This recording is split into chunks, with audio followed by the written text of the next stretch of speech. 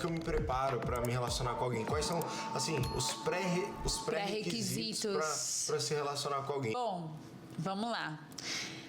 Eu acho que o primeiro ponto aí, né, nessa questão de que eu preciso saber é que ninguém casa pronto. Isso é muito importante, né? Você, mulher, você não vai casar com um príncipe encantado que é completamente estruturado em todas as áreas, financeiramente, emocionalmente, enfim. Existem muitas pessoas que buscam e idealizam uma perfeição em alguém.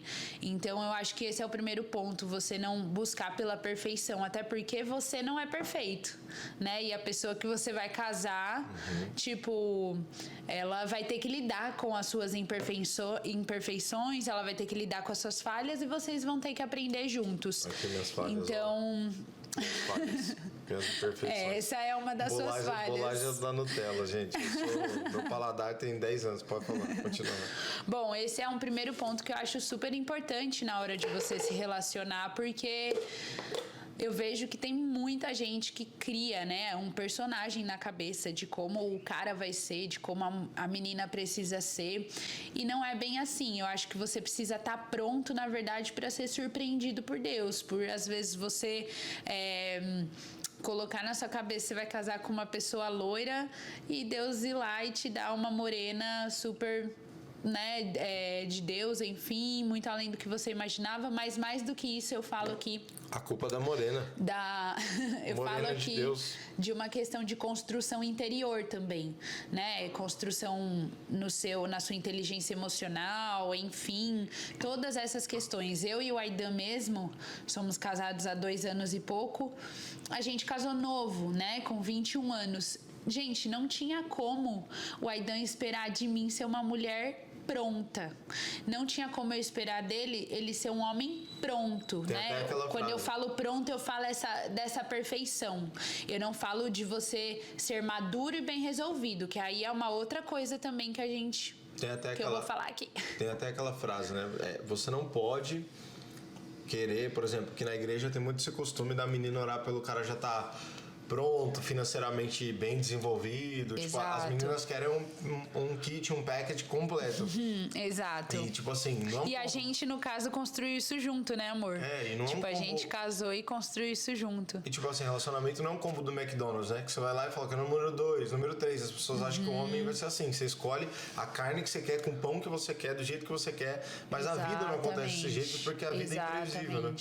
Mas, por outro lado aí, né, falando aí dessa questão da perfeição, eu também acho que o outro extremo também é verdadeiro, né? Você se casar com qualquer pessoa só porque ela é crente.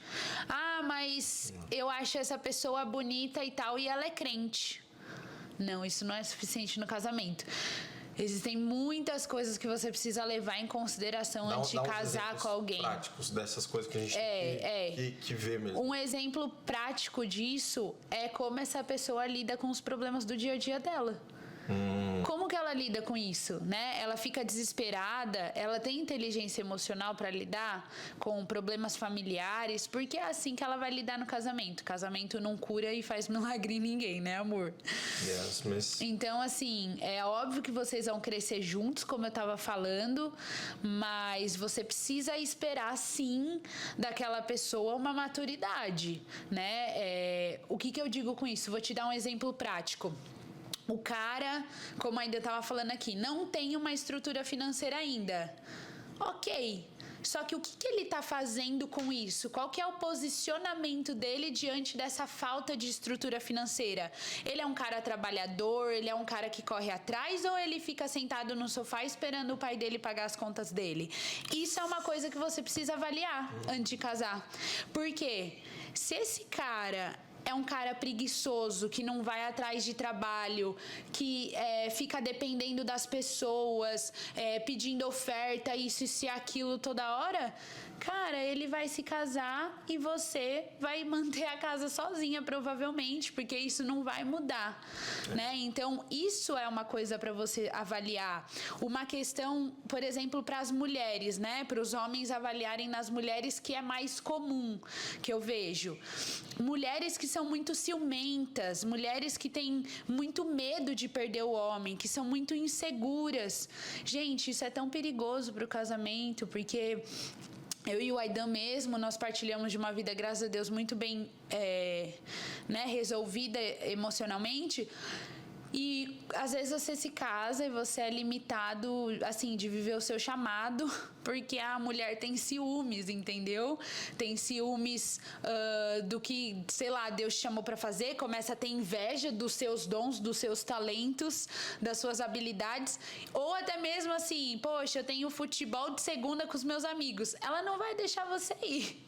Então, assim, são umas coisas bem simples do dia a dia, mas que no casamento impacta, porque os dois no casamento precisam ter seu tempo livre, seu tempo a sós, seu tempo com os amigos, enfim, pra curtir e tal, e esfriar a cabeça. Então eu acho que esses são os pontos aí que você tem que considerar, né? Desculpa não ser breve nisso, mas eu acho que é muito importante. E alguns outros pontos rápidos que eu vou falar, né, que você tem que avaliar. Afinidade com essa pessoa, então se vocês têm e constroem uma amizade, então se você tem facilidade de trocar assuntos com essa pessoa, se é uma pessoa que, sabe, não precisa ser assuntos em comum, eu digo, nós somos iguaizinhos, não, mas vocês sabem conversar, entrar numa conversa, às vezes até ter opiniões diferentes, mas aquela conversa ser fluida. Isso é importante. Atração física também é uma coisa importante, até porque você vai dormir com a pessoa todo dia do seu lado. Não dá né? pra E você vai. Beleza, dá Exato. pra mas espiritualizar não. Você vai construir a sua vida com aquela pessoa e você precisa sim ter uma atração física por ela. Outra coisa, sonhos em comum.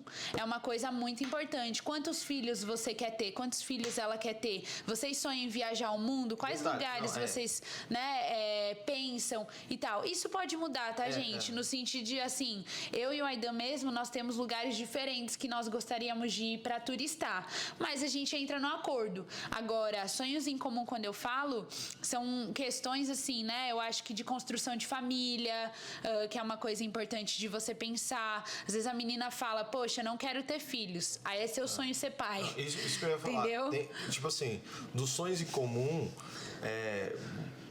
nem todo mundo vai ter clareza do que quer. Eu não tenho clareza para um monte de área da vida. A Bia também não tem clareza. Porém, isso que a Bia falou de filho é um bom exemplo, porque são coisas que, assim, são coisas básicas, entendeu? Não é que, tipo assim, você tem que ver se o seu sonho de morar na Inglaterra é o mesmo sonho de morar na Inglaterra da pessoa. Não, às vezes... É uma questão de disposição, né? Às vezes ver se a pessoa tem, por exemplo, o sonho de morar em lugar frio. Porque se ela tiver sonho de morar em lugar frio, provavelmente a Inglaterra faz parte, ela vai se encaixar na Inglaterra que você quer morar. Então, assim, nem sempre é branco e preto. Tipo assim, é um sonho de ter uma caneca azul. Mas vê se a pessoa tem disposição de um dia comprar uma caneca azul, se ela quer conhecer. Por exemplo, por a gente ser limitado, às vezes, né? Ainda mais quem não tem muitas condições, igual eu não tinha condições para ficar conhecendo várias coisas, várias culturas. Então, assim, para mim, até os meus sonhos eram limitados, porque eu não tinha conhecido tudo que eu conheço hoje. Então, meus sonhos hoje é bem mais abrangentes do que o que eu tinha antes. Mas a Bia me acompanhou em todos esses sonhos. Então, a gente foi crescendo junto. Porém, a gente via coisas que sempre dava match. Por exemplo, eu quero ter uma família grande. Quer ter uma família grande? Eu quero. Ou seja, é uma coisa que a gente não sabe se é uma coisa que eu e você sempre quisemos. A gente não sabe se quer ter 10, 7, 5 filhos. Isso a gente vai descobrindo com a vida, mas a gente sabe que quer ter muitos filhos. Então, tipo assim. E eu acho que uma coisa que entra aí, né, nisso que o Aidan tá falando, é a questão que a gente sempre fala para as pessoas que vêm se aconselhar conosco, que é disposição. Eu acho que casamento tem muito mais a ver com compromisso e disposição do que ter tudo igual, sabe? Na maioria das vezes vocês não vão ter quase nada igual, que nem quando eu e o Aidan nos conhecemos, a gente achava que a gente era muito parecido, por os dois gostar de praia, gostar de coisas assim, mas no casamento principalmente a gente percebeu o quanto nós temos personalidades completamente opostas e que se completam. Agora, isso também faz nós termos fraquezas diferentes e a gente precisa ter a disposição de lidar um com o outro, né? Com essas falhas, com esses desafios diários. E só para terminar aqui, né? Eu acho que um ponto também muito importante é você perceber qual o relacionamento dessa pessoa com a família dela. Então, né? Como que ela lida com essa questão dos pais, independente se os pais são cristãos ou não são cristãos, mas como que é esse relacionamento familiar, porque isso impacta e, querendo ou não, a família dela vai se tornar sua família também, né? Você querendo ou não, isso vai acontecer. E, por fim, o quanto essa pessoa te aproxima do propósito de Deus para sua vida, né? O quanto essa pessoa faz você desejar, almejar pelos sonhos de Deus na sua vida. Eu vejo que existem muitos, assim, não é nem casais, né? Mas pessoas que estão se conhecendo, que você vai ver e a conversa deles só foge do propósito de Deus, sabe? Sim. Só conversa estranha. Exato, e que não traz crescimento, não proporciona crescimento. Gente, casamento, se não for crescimento, eu não sei o que é. Eu lembro até hoje das minhas conversas com a Aidan, quando a gente tinha 14, 15 anos, a gente parava para conversar na igreja, e em todas essas conversas eu sempre saía mais apaixonada por Jesus, mais apaixonada pelo meu propósito, mais apaixonada por aquilo que Deus tinha para mim. Então, esse é um dos pontos que você precisa considerar também.